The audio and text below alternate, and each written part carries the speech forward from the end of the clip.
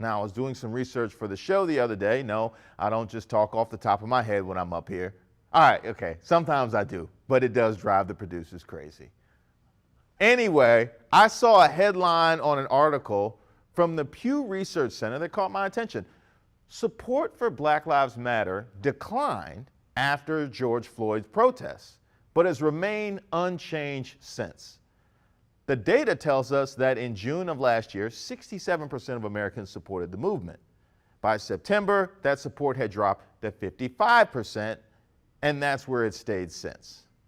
5 out of 10 Americans expressing at least some support for the cause. Some, which is interesting to seeing how I was told a year ago that we were on the verge of a racial reckoning. You remember that.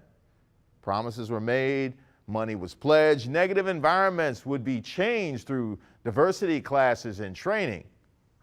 What do you think? Have we made it over the hump yet? I was thinking about this as I was reading in the New York Times about 9 FDNY firefighters suspended for allegedly sharing racist messages and memes, posts which, according to the article, some of those black firefighters later found out about, hence the punishment.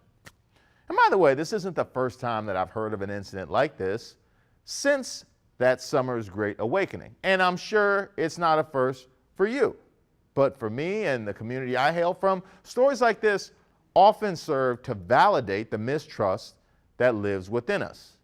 It's a feeling that disenfranchised communities are often just asked to ignore, even though it's well earned. We've been living inside these systems for quite a while now, a long while. And you would have us to believe that no inequities or bias exists on the job when this is what's happening in their spare time. Ridiculous. So we're far from a place where we can be expected to blatantly trust those in power, but here's the thing. We want to trust. Who really wants to move through this life on edge all the time?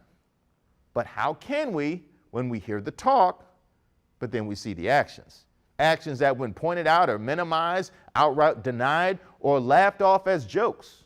I work in humor, and I can tell you there's nothing funny about mocking a man's murder. And if you find humor there, you need to do a soul check.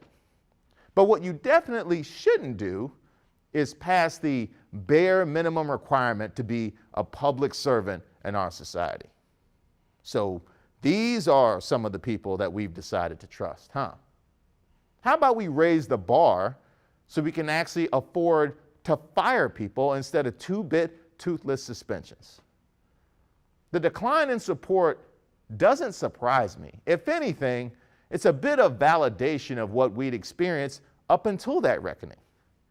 What is heartening is the fact that it's stable, which means somebody must be listening. But the question remains, do we really want the system to change? Because here we are 2 years later, and precious little has.